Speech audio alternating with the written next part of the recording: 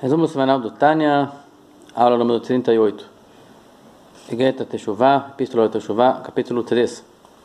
Estamos falando sobre, então, Teshuvah, nível 1, apagar as condenações, as acusações. E em segundo plano, em segunda instância, tornar-se querido perante o Eterno e refazer o serviço feliz para Hashem. E a segunda fase para a qual muitos jejuavam. E sobre isso continua aqui a descrição de como era feito os jejuns. Então, é que os sábios antigos do Mussar, da parte ciência, ética, digamos assim, discutiram o que se faz quando a pessoa fez um pecado que está tabelado pela lei em tantos e tantos jejuns. Só que ele fez o pecado várias vezes. Exemplo, a emissão de sêmen em vão, o Arizal dizia que eram 84 jejuns. Então, se alguém emitiu sêmen em vão várias vezes, ele deveria jejuar por cada vez 84 jejuns, ou uma vez, uma somatória dessas serviria para pagar todos os débitos, todas as infelicidades feitas naquele ramo. E se fosse comparado com oferenda, então é uma por pecado. E isso tem uma discussão, então. Uns dizem uma sequência inteira de jejuns por cada pecado individual, e outros falam não, uma sequência por todos os pecados feitos na vida até agora. E a intermediação aceita na época deles, era fazer 3 vezes a sequência. Porque quando a pessoa faz 3 vezes o pecado, aí que ele torna-se viciado, e o Maimônides de Teshuvah também descreve isso, que até a 3ª vez o Eterno perdoa, Hashem perdoa. Na 4ª vez, aí já é considerado, aí já a acusação fica mais pesada. Então, 3 vezes é tipo o número da confirmação, na verdade. Na Torá, tudo que se faz 3 vezes está confirmado, ele ganha um grau de fixação. Então, assim, para remover a fixação, se faz 3 vezes a Teshuvah. Essa sequência de jejuns, então, acaba sendo, digamos, para emissão de sêmen em vão, em vez de 84, 252 jejuns. E assim, demais pecados também 3 vezes a sequência do Arizal. Essa era a intermediação na época dos jejuns, na era das pessoas que jejuavam muito. Tudo isso aqui, porém, só cabe em pessoa que está forte e saudável, que tantos jejuns não vão prejudicar em nada a sua saúde. E assim era na antiguidade, que eles jejuavam do amanhecer até o escurecer. Só jantavam e ficavam saudáveis, não afetava a força deles durante o dia, eles podiam estar concentrados em reza, em estudo, em trabalho e jejuar ao mesmo tempo. Mas quem pode chegar a uma dor ou uma fraqueza, Deus nos livre, que é a nossa situação atual, é proibido ele aumentar tanto em jejuns, seja qual for a gravidade do pecado. Nem quando ele tem uma pena de morte pendente, não deve jejuar para essa expiação. Lembrando que a expiação básica basta fazer Teshuvah. E o jejum é só para ser querido perante o Eterno. Então, mesmo nos pecados mais graves, tem que fazer Teshuvah e deixar passar o Kippur, e se vier sofrimento, vai vir sofrimento. Mas afligir a si mesmo com jejuns que vão te enfraquecer e vão te impossibilitar de servir a Deus daqui por diante, a pessoa não tem direito. Na verdade, aqui não fala, mas o corpo, de modo geral, é um empréstimo que Hashem nos dá. Temos que cuidar dele. Então, não temos direito de atormentar nosso corpo desnecessariamente quando isso quando tem um impacto forte. Podemos atormentar uma coisa que não vai ter impacto, que é, digamos, a pessoa pode fazer jejuns de fala, decidir que 1 hora por dia não vai falar, ou evitar alguma coisa que ele gosta, fazer um micro jejum, vai evitar um dos seus prazeres. Isso ele pode fazer mesmo hoje em dia, mas não estará tabelado naquela tabela de jejuns, no pensamento assim regrado. Então o jejum é um pacote: do amanhecer até o escurecer, não comer, não beber. E se a pessoa substitui hoje, não vai sentir a felicidade e estar de acordo com a tabela, vamos dizer assim. Então o Rebbe não fala sobre isso, sobre pequenos abstinências. Isso aqui o Rebbe é a favor, já falou em outro lugar no Tânia, a favor de abstinências pontuais para Hashem, procurar não olhar onde não se deve, inclusive pode restringir o olhar, mesmo aquilo que se pode olhar, para treinar o autocontrole, ou controlar a audição, ou a fala, enfim, qualquer vício que temos pode ser controlado através de abstinências, mas jejum não. Jejum dessa extensão pode prejudicar a saúde e não devemos fazer. Mesmo no tempo antigo, no tempo do Talmud, quem jejuava? Só os saudáveis que tinham condições de jejuar assim. E aquele que não tem condições e fica fraco é considerado pecador. E no fim das contas, todo judeu tem algum pecado que deveria trazer oferenda e poderia querer jejuar em vez da oferenda. E o Talmud proíbe ele jejuar quando afeta a saúde. O que é que se faz então? Quem não tem condições de jejuar. Oferenda não podemos fazer que não temos templo hoje em dia. Jejum não temos saúde. O que podemos fazer então? A correção é substituir por tzedakah. E assim os legisladores consideram que a substituição de um dia de jejum é escolher um valor, uma soma de 18, que é chai, vivo, né? O valor numérico da palavra vivo, por cada refeição. Então, a abstinência de uma refeição equivale a tzedakah, próximo ao valor da refeição, e é bom que seja junto de alguma forma arredondada para o valor de chai, 18. Então pode ser R$18, digamos, no preço atual, para quem come muito bem. Então, a próxima estação seria 180. Pode ser uma dobra de, se quiser pode fazer talvez 36, duas vezes chai, quer dizer, mas de modo geral é assim. Se considera um chai reais, um chai dólares, o valor de uma refeição, e aí para o dia de jejum eu daria 3 vezes isso, para cada dia de jejum. Então se tinha que fazer 84 jejuns, já pode se somar um valor. Tinha que fazer 150 jejuns, está ali o valor tabelado. A sequência da tabela dos jejuns pode se converter em valores de tzedakah, onde cada refeição vai ser um valor aproximado do valor da refeição. E para quem é pobre nem isso até, porque oferenda também, quem é pobre podia dar uma oferenda de aves menor. Então procura uma somatória de um valor de próximo a 18, que a refeição seria a tua nutrição que te daria vida naquele dia. Você estaria abrindo mão desse valor que poderia adquirir tua alimentação e te dar vida para tzedakah, para causas divinas. Fala aqui o Alter Rebbe, além disso então. Além disso, se uma pessoa está ansiosa a fazer uma teshuvah de alta qualidade, ele quer jejuar, ele quer dar de si, não se contenta com a tzedakah, então ele pode ir, pelo menos pela opinião, que faz uma vez na vida a sequência dos jejuns, e cada pecado que ele tem que corrigir, ele tem que listar e olhar na tabela, ver quantos jejuns são, e tentar parcelar uma sequência de jejuns. Então digamos que ele tem que fazer 84 jejuns. Aqui o exemplo do Alter Rebbe aqui. Pelo menos não dá para fazer 3 vezes isso, é muita coisa, 250, mas 84 jejuns, uma vez na vida ele consegue, se for parcelar. Pode decidir fazer 10 jejuns por ano e fazer nos dias do inverno, que são tantas horas entre o amanhecer e o escurecer, e isso não vai agredir sua saúde. Pode comer um pouco antes do amanhecer, e se esse for o planejamento dele, se ele for fazer uma condição, vou jejuar a partir de tal hora, e pode comer 1 hora ou 2 horas antes, o jejum não vai ser tão difícil, acordar cedo, tomar café da manhã às 4 da manhã, e jejuar até às 5 ou 6 da tarde, quando escurece, no inverno. 10 vezes no ano não vai afetar a saúde tanto. E os outros 250, para completar, se ele quer atingir o grau de quem faz 3 vezes a sequência, então, total ele tinha que fazer 252, então ele vai fazer assim.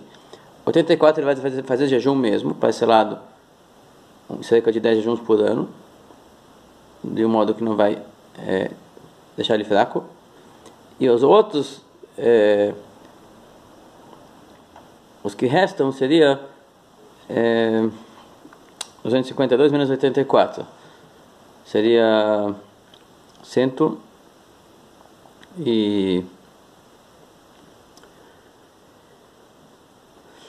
250 menos 80 seria 170,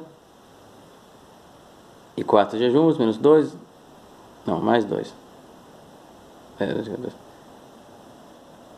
enfim, ele tem que fazer 252, então 172 é o que restou depois dele jejuar 84, 168. Se ele jejuou 84 dias inteiros de inverno, em alguns anos, vai sobrar 168 jejuns, que esses ele pode facilitar mais ainda. Ele vai jejuar 2 metades de dia, considerando 2 metades por um dia só. Então, é vários descontos ou parcelamento para poder fazer isso. Quem faz questão de jejuar, então que faça bem parcelado. Ou parcela poucas vezes por ano, e outras quantias ele pode fazer 2 metades de dia. E assim para demais pecados, cada um faz sua lista de pecados, ele sabe quais jejuns ele quer, está ansioso em fazer. Agora sim, então aqui o Rebbe junta algumas opiniões, é uma visão assim de legislatura. Opinião mais leniente, uma vez de 84 jejuns, digamos, para a missão de Senivão. A segunda opinião mais leniente, intermediária, 3 vezes 84. Agora o Rebbe fala assim, a opinião mais rigorosa de fazer uma por cada vez que pecou, que pode ser uma somatória de jejuns impagável, que ele pôs que pagar antes da cá. Acaba todo dia da vida, ele dá algum valor ligado a Rai, se não for tão rico, então ele pode dar R$1,80 até, 3 vezes, vai dar R$5,40 por dia, não é um valor impagável, não em real e nem em dólar, ele pode pagar vários dias, considerando isso pela somatória de jejuns que tem que fazer. Tudo pode resgatar em Tzedakah. Claro que a pessoa muito meticulosa vai olhar a tabela, vai fazer lista de pecados e vai tentar fazer assim. Eu acho que a maior parte das pessoas, inclusive Hassidim hoje, simplesmente dão tzedakah sem cálculos. Dão o quanto podem, um pouco mais do que podem, ou muito mais do que podem, e Hashem vai ajudar. Em vez de entrar em pequenos detalhes, porque lidar com pecados é estar carregando, digamos assim, pode fazer a pessoa estar mergulhada no passado, e ele quer produzir algo daqui por diante. Então, simplesmente produz muito tzedakah, o que ele puder, faz techuvá, claro. A questão de se Hashem gostar do serviço dele, ele tenta dar muito tzedakah e Hashem vai ajudar a gostar do que ele faz. E como aqueles jejuns são muitos na tabela, então agora o costume é de todos que temem Hashem, costumam dar muita tzedakah sem calcular, porque são muito fracos e não conseguem começar a negociar a saúde deles, e fazer tantos jejuns assim é impossível. Então todo mundo já ficou um padrão que se dá muito mais tzedakah do que dízimo, não se segura, não se contém de dar muita tzedakah, e espera-se que Hashem vai aceitar nosso serviço a ele a partir disso. Até aqui a parte, praticamente o resumo da parte técnica do techuvá. Tem que confessar verbalmente, e pedir perdão para Hashem, decidir nunca mais pecar, e deixar passar em Yom Kippur, e se tiver um sofrimento, saber que Hashem está nos educando, e tentar se sensibilizar, e aceitar que vale mais a proximidade para Hashem do que um bem-estar físico. Confia-se nele que ele vai saber quando parar com nossa aflição e nós aproximar ele com carinho. E além disso, nós damos tzedakah o que podemos, que é o nosso gesto, da nossa parte. E a parte dos jejuns ficou para o passado ou para pessoas muito fortes mesmo, e que são muito meticulosos e querem conseguir nesse caminho antigo. Até aqui o capítulo 3. E nisso não é proibido dar mais de dízimo. Tem uma parte do Talmud que diz que tzedakah é um mandamento da Torá, na verdade, de ajudar problemas que você encontra. Pessoas com carência, comunidades com carência, tem que doar. Quanto? Tem que resolver. Só que como somos um coletivo, então tem que fazer uma definição quanto cada um vai dar. Então, se definiu esse valor de um dízimo, que tem fundamento bíblico, os patriarcas, Yitzhak que dava tzedakah, enfim, e outros estudos. E o Talmud diz para a pessoa não dar mais de 1/5, mais de 20% para tzedakah. Fala, olha, sim, para tzedakah, como dever de uma pessoa que já cumpriu os seus deveres, depois chama abençoa ele com riqueza, então essa pessoa que foi abençoada e não tem débitos perante Hashem, esse pode aceitar esse limite. Agora, substituir jejuns é que nem trazer oferendas, não tem limite em oferendas. Então a pessoa, quanto mais vai dar, vai mais estar limpando a sua alma, vai estar adquirindo bem-estar. Ele tem direito. Da mesma forma que pode adquirir o bem-estar material, pode adquirir o bem-estar espiritual também. E é recomendável. Capítulo 4. Tudo isso aqui é para terminar a limpeza da alma depois da Teshuvah e deixar o carinho para Hashem. Agora vamos olhar agora vai mudar o olhar e começar a olhar de uma forma cabalística o que acontece com a alma em linguagem cabalística quando se peca e quando se faz Teshuvah. Então, o fundamento da Teshuvah é retornar para Hashem sinceramente, com todo o coração. E é necessário explicar longamente o que acontece quando se faz uma transgressão ou uma negligência e qual é o reparo que se alcança. Então, antecipando, o Zohar diz que a palavra Teshuvah esconde dentro dela junta a palavra Teshuvah e Tashuv, rei. Retorna, rei. E nisso tem duas letras de rei, que é o nome de Deus, o tetragrama tem 2 reis. Então a última é chamada rei inferior e a primeira é chamada rei superior. Então se tem Teshuvah de grau inferior, menos dedicada, ela consegue reerguer e elevar a decaída da rei inferior, da última rei do tetragrama, que está gravado na alma de cada um. Então quando se pecou, se decaiu, se escureceu o brilho das letras do tetragrama da nossa alma, gravado em nossa alma. Então a Teshuvah básica, ela resgata o brilho do rei último, inferior, e Teshuvah suprema, mais dedicada, mais perfeita, ela reergue o brilho do primeiro rei.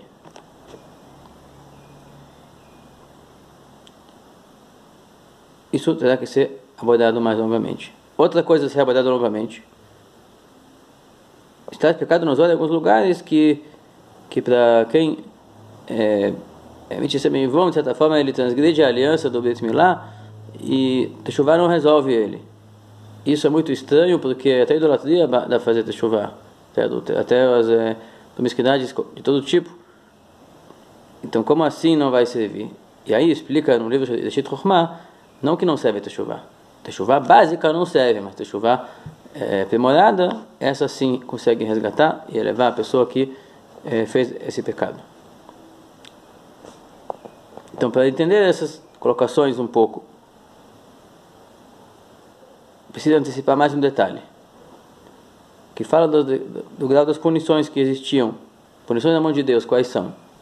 Do grau da punição, podemos identificar um pouco o grau do estrago que teve esse pecado. Então, existe a punição chamada karet, extirpação da alma, ou morte súbita na mão de Deus, que na época do templo, o judeu vivia muito ligado à divindade, e disso que ele dependia. Ele não tinha de onde viver, se não fosse ligado a Hashem, não tinha de onde viver. Se não fosse ligado a Hashem reveladamente, se fosse servo de Deus, então era óbvio que não tem motivo de manter ele vivo e ele parar de viver. E quem transgredia uma transgressão tipo karet, no caso, digamos, proposital, obviamente. Quem transgredia propositalmente os pecados do tipo mais grave, da extirpação da alma, morriam antes de completar 50 anos de idade. E aquelas classificadas como morte súbita na mão de Deus, eles no máximo duravam até 60 anos. Caso de um profeta falso. E não é todos que duram até 50, 60, era um prazo máximo. Podia também ser punido imediatamente, depende da gravidade da situação, depende da decisão do tribunal celestial. Pergunta o Rebbe, por que hoje em dia temos tantas pessoas que pecam coisas graves e vivem vida longa e às vezes até vida feliz no mundo material? O assunto será explicado de acordo com o que está escrito, que o povo de Hashem é parte dele. Mas o povo de Hashem não deixa de ser uma parte dele mesmo. Somos uma extensão de Deus. Está escrito assim, Chelek Hashem Amo. Quando fala Hashem, o nome é o tetragrama. Então, Chelek, parte do tetragrama é o seu povo. Quer dizer que nós somos uma parte do tetragrama. Como está escrito, até no sopro de suas narinas, a alma viva. E o sopro é uma coisa que vem do íntimo, do soprador, e também não tem bloqueios no caminho. Se vai soprar na boca do outro, vai ser o mesmo sopro que te deu vida, vai movimentar o pulmão dele. vai entrar dentro do outro, do soprado. Apesar que Hashem não tem forma corpórea, então não se trata de um sopro físico, mas é uma metáfora que entende que tem similaridade. Então qual seria a similaridade? O sopro vem para enfatizar um tipo de doação de movimento, na forma de movimento de ar, diferente da fala, que a fala não exige tanto esforço. Então, ela não vem tanto do nosso âmago quanto o sopro, que a pessoa sopra aquilo que lhe dá vida, ele sopra até o fim. Ele tem que pressionar o seu pulmão e soprar aquele ar que ele precisava para viver. Por isso não consegue soprar tanto quanto consegue falar. Desgasta muito mais. Então ele está doando, digamos assim, bastante da vida própria que ele tem. Então essa metáfora acontece sobre Deus. Que quando Hashem foi criar todas as criaturas, inclusive anjos e estrelas e todos os seres celestiais, foi criar tudo. E como explicamos no portal da Cidade da Fé, ele falou que eles existem, eles passaram a existir. Eles são muito diferentes da alma do ser humano. Porque a alma do ser humano tem um grau de vida mais do que o grau da fala. Então a existência dos anjos e todos os seres demais, todos os seres, terra, céu, mais elevados que sejam, é da fala de Hashem. Com a fala de Hashem foram criados os céus. E todos os seus exércitos, e quanto mais ainda a terra. Como explicamos no trecho anterior do Tânia, a substância, a matéria-prima da existência é da fala. E é formar todo o planejamento que acompanha a fala. A alma se destaca, ela se diferencia. Ela não é criada com fala, ela é criada com sopro. Ou seja, ela vem do íntimo. E vem com menos filtragens e bloqueios. A fala tem que ser adaptada para o ouvinte. Agora o sopro, você sopra aquilo que você tem para soprar. É aquilo que você tem, aquilo que se conecta com a tua vida, você está doando.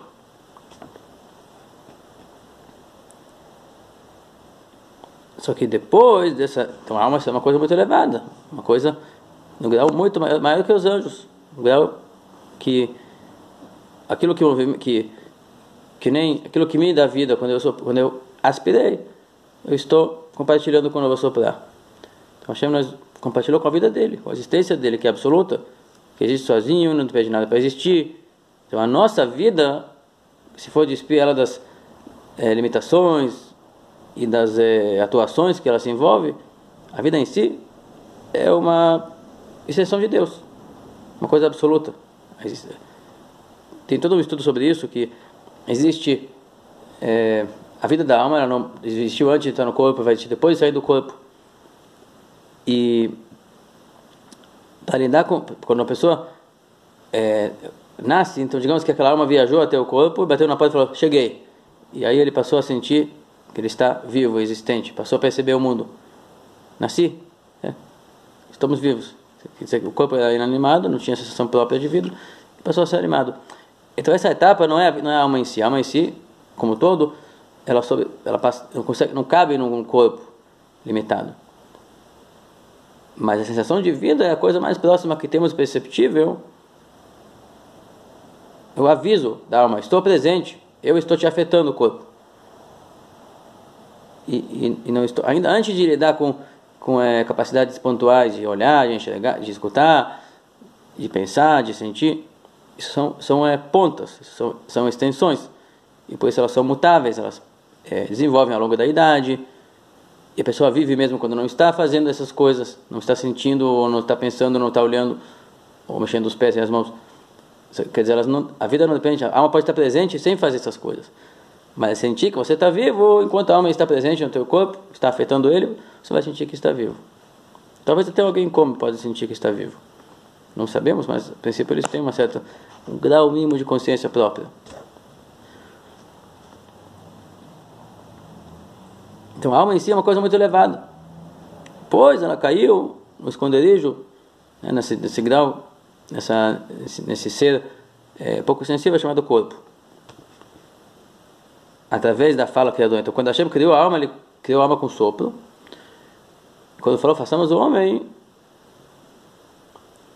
fez o corpo. e de forma que é um milagre, que é uma exceção na criação, ele casou cada corpo com a alma que tem que atingir ele. Ele fez que cada alma afetasse aquele corpo e causasse vida nele. E como eu disse, aquilo que a pessoa sente, estou vivo, estou percebendo a mim mesmo, que é uma constante, uma das coisas mais constantes que temos, é o sinal da presença da alma em ti.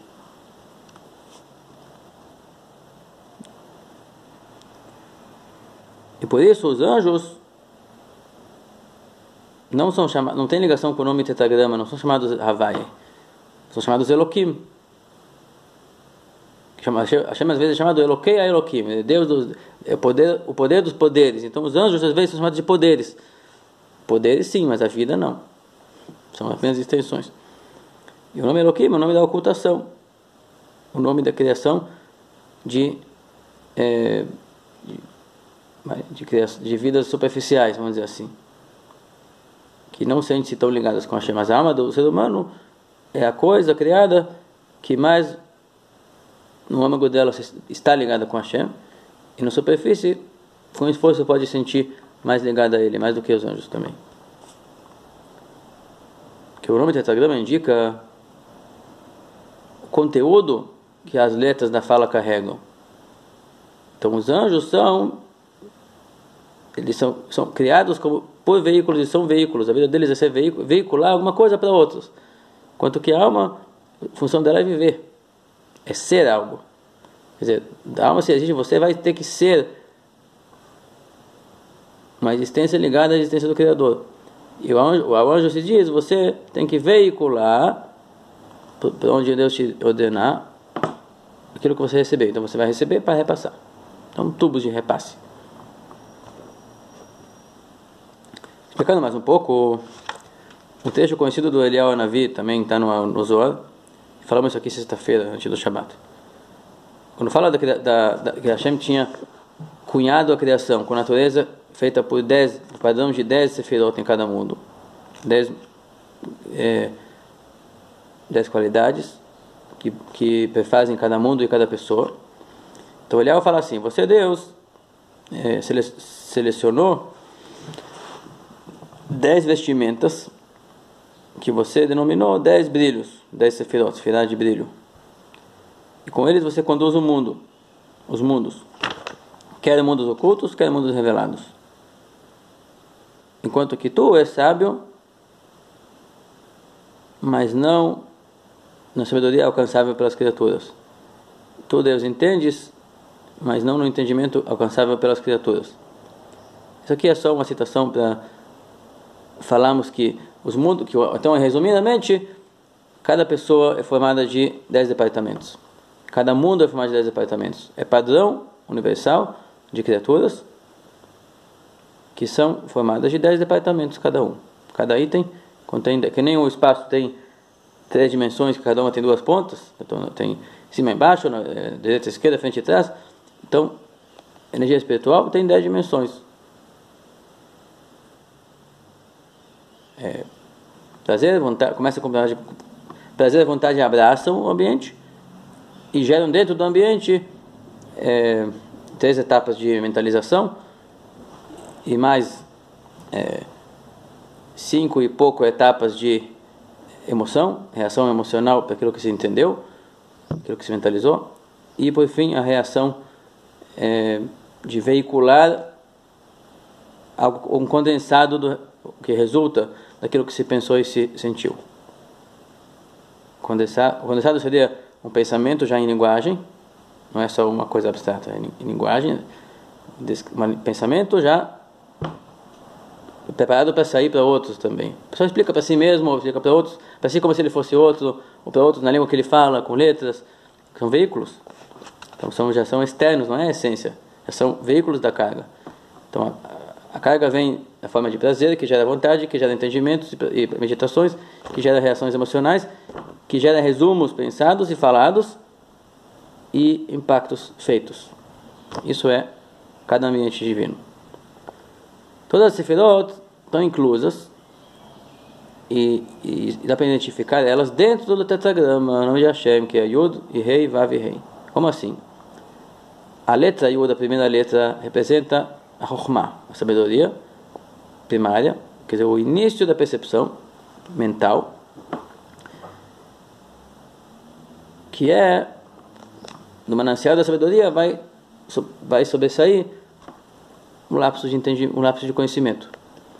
Por isso que o Yud é pequeno. Ele representa a divisa entre o imperceptível e o perceptível. O início da percepção. Então ele é pequeno. Antes de se expandir em entendimento detalhado. E o Yud, quem sabe numa Torá, o Yud tem uma pontinha em cima.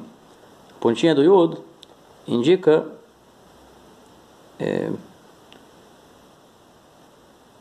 falei prazer e vontade, mas a pontinha indica a vontade. A vontade de Hashem de criar e de conceder percepção. Então a pontinha, a vontade de Hashem de conceder percepção, resulta em percepção. Inicialmente um simulado de percepção de criaturas e depois ativação de percepção de criaturas.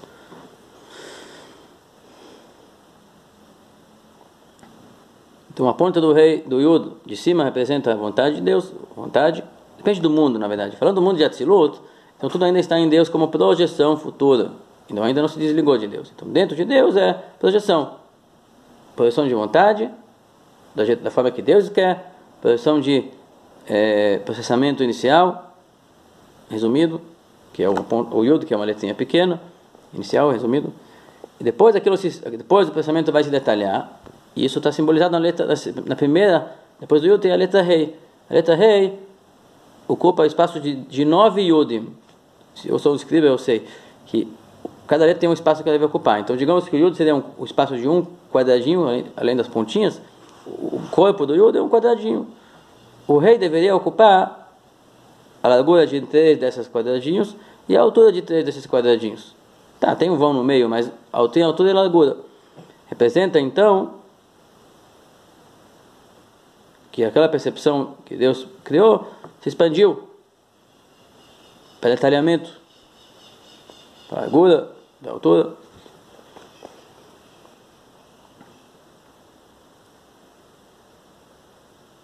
E isso é o preparo para traduzir a experiência que o Eterno está preparando para ela se tornar a experiência de criaturas.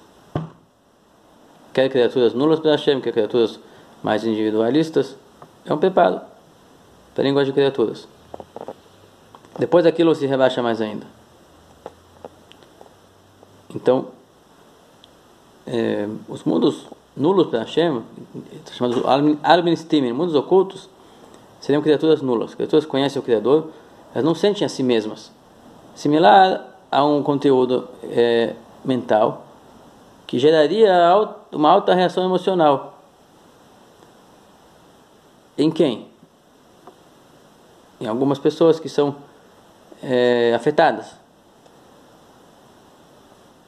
Se alguém vai contar para eles essa informação e ele não está emocionado. Então, se alguém está unido com aquele que conta, ele não vai reagir tanto, ele vai estar silenciado, ele está nulo. Ele não é um individualista. Vão reagir os individualistas. Eles vão sentir as emoções. Quer dizer, a emoção é uma reação do indivíduo para algo que veio de fora. Então, aquele ser que sente dentro de Deus, ele não reage à vontade de Deus com emoção. Ele reage friamente. Se tem uma emoção, é uma micro. Não tem uma explosão ali de emoções. Então, isso aqui é mundos ocultos. Mundos ocultos quer dizer criaturas, seres que não tem reação individualista para a realidade. Eles fluem com a realidade divina sempre, estão nulos para Hashem. Similar tem coisas que se assemelham à alma sem corpo, e também os anjos, de certa forma, para a água do mar. Que o peixe é considerado uma coisa só com ela, ele não consegue se desligar. Ele faz parte, a vida dele está dependendo de estar abraçado e colocado dentro do mar. Então ele não consegue se desligar e se ver separado. Assim, as criaturas do mundo oculto não se vê separadas de Hashem e, consequentemente, não reagem com emoção individualista. Depois, vai cair para o lugar das emoções. Emoções é o preparo para gerar mundos individualistas que sentem-se muito separados de Hashem. A reação deles para a realidade que Hashem impõe é uma reação de ser separado, emocional, que pode se comover com alegria ou com revolta, não importa. Ele tem uma comoção emocional que enfatiza o desligamento dele com o causador do efeito. O efeito veio de fora para ele e ele reage para aquele efeito como algo que veio de fora. Aquilo agride ele ou felicita ele de uma forma emocional. Quem está dentro de Hashem, ele já tem tudo. Ele nunca se preocupa. E ele não se importa porque se tem que ser, vai ser pronto. Sempre frieza. Sempre está maleável. Agora, quem está separado de Hashem, ele tem limite. Então, se ele ganha uma capacidade maior, ele fica muito feliz, comovido emocionalmente. Veio de fora. Meu eu se aumentou. E se veio um sofrimento, meu eu se reduz. E a reação é emocional. Ser separado, reage com emoções. Então, o preparo disso é no mundo da Tzilut ainda, que Hashem faz ter a parte emocional. Como é que é a parte emocional? Depois de ter a vontade de Deus se expressar como intelecto resumido e depois detalhado, vem a letra Vav, que é uma barra que desce de cima para baixo. Então, representa que a vontade de Deus de criar a realidade vai impactar seres mais inferiores naquele momento. Inicialmente vai impactar os seres silenciosos, anulados, ocultos, depois vai impactar os seres mais individuais. O que vai gerar reação emocional, que é o último rei.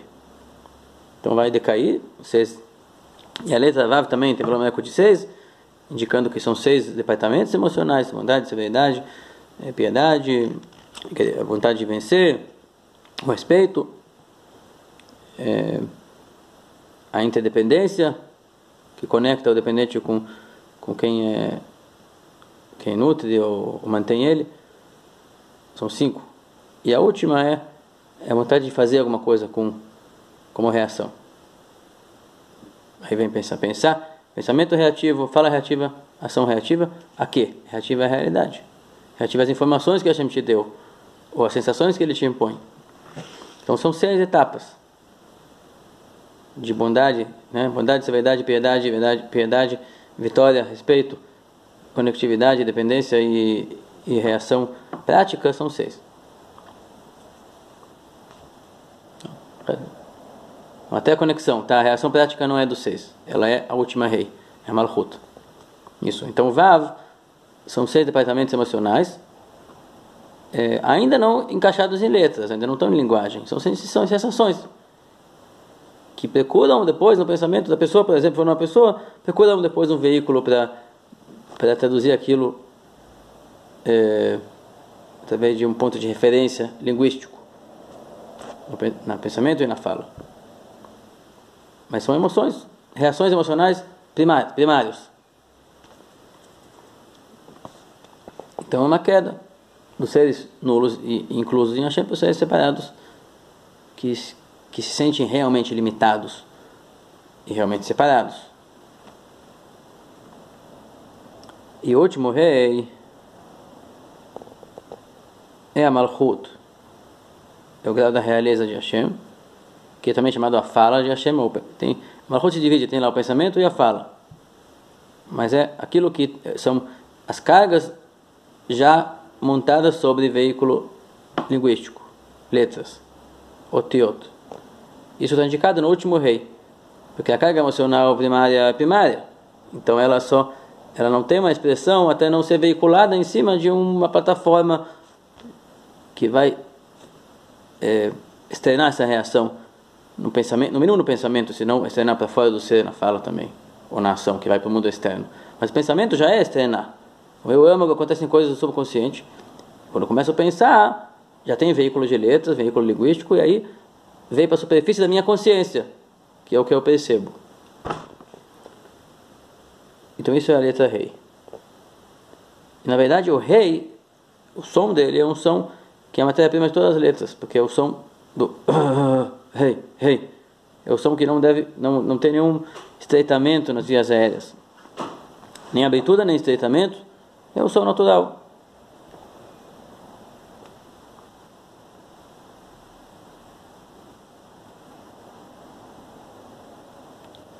Então, claro que Hashem não é limitado. Mas ele fez o mundo criado, e o nome de tetragrama não descreve a grandeza de Hashem, descreve a maneira que ele se reduziu para lidar com a gente. A maneira que se reduziu para planejar a nossa existência. Então, representa, de certa forma, representa mais a nossa existência do que a dele. Mas conecta a nossa com a dele. Tem no tetragrama a questão dele estar acima do tempo, porque esse nome inclui a linguagem passado, presente e futuro, por um lado. Então, por um lado, sim, expressa que ele está no além. Por outro lado, ele expressa, como vimos agora, o processo que ele se reduz para nos planejar e nos criar.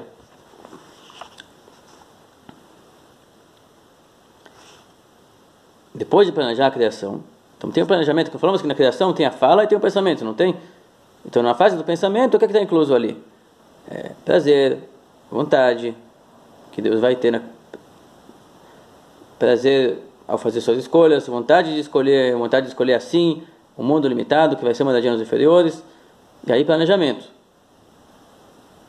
planejamento de seres inclusos, não tão reativos,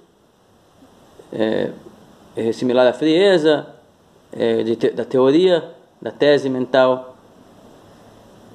Então, dentro de nós tem um departamento que expressa essa frieza, que é o departamento de faculdades mentais. Depois, o planejamento da reação emotiva, que é a manifestação do ser separado. E depois tem a execução. Externar mais ainda. Além de ter uma reação de ser separado, que no seu âmago se sente separado, ele vai externar até para demais seres o quanto ele é separado.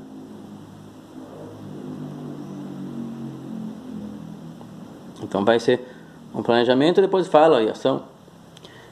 Isso aqui é o que Deus ele fez para si, para fazer os mundos. E depois daquilo nós somos uma réplica disso. Então ele fez em si, digamos, um projeto, e depois daquilo veio a ser a fala divina criadora que fez o nosso ser, e nosso ser imita suas origens, que é o processo que nos permitiu existir. Então, da mesma forma, assim como no mundo divino do planejamento da criação, que é o mundo da Atzilut, tem lá o tetragrama. E Deus se reduziu, quer dizer, se focou, deixou de fazer todos os poderes que ele tem, é todo poderoso. Deixou de fazer todos os poderes e fez aquele poder de fazer esse plano, esse projeto e essa criação. E nós somos uma réplica disso em nossa alma, porque nós somos uma extensão de Deus. Somos soprados, o sopro veio do âmago. Então tem nesse âmago o comportamento, que esse âmago se reduziu na forma de tetragrama, na forma de Yud, de Rei, de Vav, de Rei e tal, projeção e redução. Então em nossa alma também está gravado essas fases, essas etapas. Ele é uma extensão do Criador, e como nele tem essas etapas para criar, na alma também tem essas etapas. E por isso, só que o que acontece? Quando a alma age num corpo, age no ser separado, então essas etapas acontecem de baixo para cima. Quando é em Deus, é de cima para baixo, para criar. Quando é na criatura, é de baixo para cima. Mas tem similaridade. Por exemplo, o Yod é o início da percepção de a criatura começa a perceber o seu Criador. E o Rei é perceber ele em detalhes, com mais explicações detalhadas, com diversas analogias, com debate. Depois busca uma reação emocional, quer dizer que o meu ser, por mais que ele sente-se individual e separado de Hashem, mas ele vai se comunicar. Se Hashem me fez sentir separado, é porque ele quer que o ser separado vai servi-lo também. Não só que ele seja anulado e deixe de sentir a sua existência, que ele exista como separado e nessa condição vai servi-lo. Então, a alma tem essa condição de fazer, ela entende, também faz o departamento mental no corpo já, saber mais sobre Deus, sentir mais sobre Ele e reagir emocionalmente para com Ele, com amor e temor. E finalmente externar essa reação emocional com ação, que é doar para Ele mitzvot e Torá, e temer dele, se abster de qualquer coisa que desagrada a ele.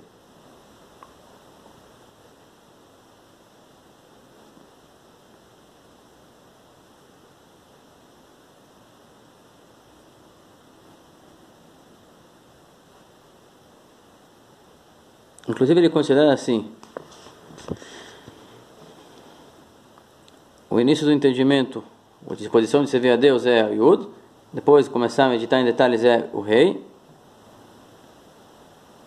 e o Rei já está incluso no detalhamento, já implica, pensar sobre Deus já implica que você vai amá-lo, que você vai admirá-lo, e que você vai sentir-se comprometido com ele, que é o temor, o compromisso. E disso deriva servir a Deus, inclusive com a reação. Se você botar o amor e o temor já para o departamento mental, que é parte da consciência de Deus, o amor e o temor é uma reação imediata da consciência de Deus. Inclusive na reza, o amor e o temor verdadeiro é aquilo que surge. Você procura ter consciência apenas. Você não pode procurar ter amor e temor porque vai ser forçado. Para ser amor e temor genuíno, tem que buscar apenas consciência. Amor e temor vem sozinho. Aí é verdadeiro. E isso tem que ter uma expressão externa, uma reação externa, que é falar os louvores, ou falar as rezas, ou falar a Torá que Deus gosta que nós falamos, ou fazer as mitzvot na prática. Então ele fala que a fala e a ação seriam as letras Vav e Rei. Vav representaria a fala e Rei representaria a ação. E de outro caminho, quando Hashem nos dá a Torá, então além da sensação própria da alma que ela sente Deus como fato, tem outro caminho de sentir Deus, que é quando Hashem nos dá a Torá, quer dizer, nos abre mais um canal para senti-lo, para sabê-lo, para conhecê-lo melhor e para reagir para ele, que é o conteúdo da Torá. Então tem aquilo que a alma sente por realidade, mesmo antes da Torá ser dada. Depois que a Torá foi dada, então temos uma revelação maior ainda. Porque a alma tem acesso para mais revelações, a realidade dela mudou. Os olhos dela se abriram, ela tem acesso para a realidade mais ampla da grandeza de Deus.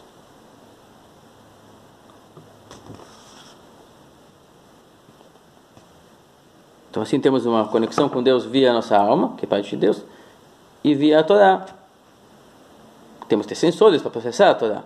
Mas tendo a mente, e depois o coração para reagir, e o corpo para reagir também ativamente, ele pode reagir para a sensação da alma, para com o seu Criador, e para a sensação do processamento da Torá.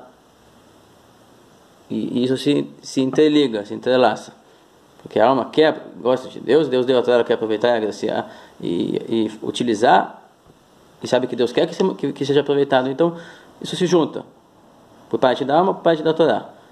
E tem nisso vantagem, a alma tem uma vantagem, mais do que a Torá tem uma vantagem, quer dizer, cada um contribui com o outro, cada um contribui com suas vantagens. Isso é explicado longamente, mas não é o momento para isso. Até aqui o capítulo 4 da Epístola Teshuvah.